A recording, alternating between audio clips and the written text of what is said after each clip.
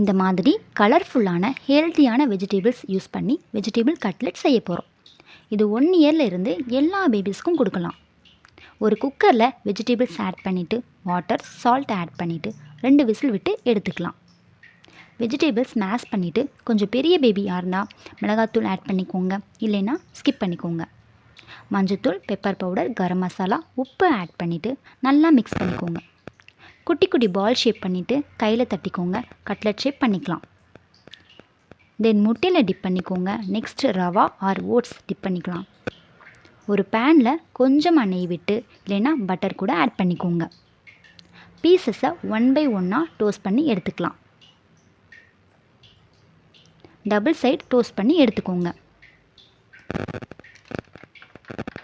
இந்த ரெசிபி டேஸ்ட்டாக இருக்கும், அதே நேரத்தில் ஹெல்த்தியும் கூட. ப்ரோட்டீன்ஸ், விட்டமின்ஸ் அதிகமாக இருக்குது.